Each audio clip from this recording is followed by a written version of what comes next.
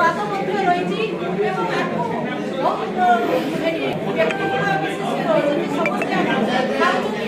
स्वाद मजा अनुभव आजिका दिन सुंदर आयोजन अशेष अशेष धन्यवाद देवी समस्ते आसतु ये छेनापोड़ दिवस को आम खुशी मनवा सुंदर वातावरण सृष्टि।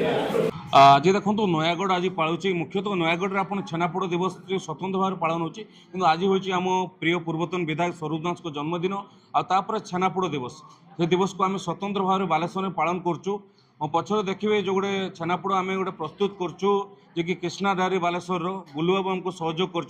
35 केजी पाखापाखि छेनापोड़ ये हूँ आम जाना भितर ओडिशार प्रथम एत बड़ छेनापोड़ होपर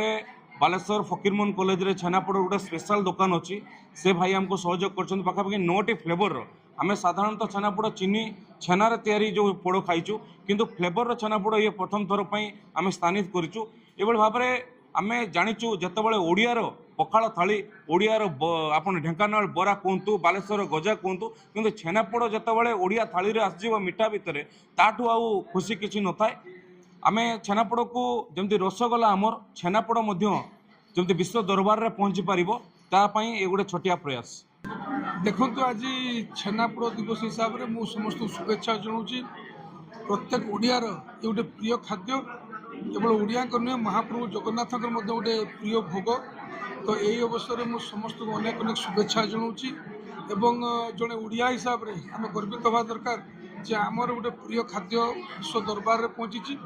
या जीआई टैग मान्यता देवाई पूर्वतन सरकार नवीन पट्टनायक सरकार यथेष्ट प्रयास कराइला आज से प्रयास जारी रहा दरकार ओडिया ये खाद्य ओडिशार जो ओरिजिनेटिंग ये फूड ये विश्व दरबार में पहुँचा दरकार जीआई टैग ओडिशा को मिलवार आवश्यक अच्छे यह सहित मु धन्यवाद देवी ये जो कार्यक्रम जो आयोजन कर धीरेन्द्र नायक महोदय को प्रत्येक पर्वपर्वाणी से आमको सामिल करते आज छेनापोड़ दिवस प्रयास कार्यक्रम होती साधुवाद जनाऊँगी या सहित मो जन्मदिन पर समस्ते जो शुभेच्छा आनी मुझे भल पाइबा को मु ग्रहण कर महाप्रभु पाखे प्रार्थना कर भल पाइबा स्नेह ममता आम समस्त सबुदिन बांधि रखू।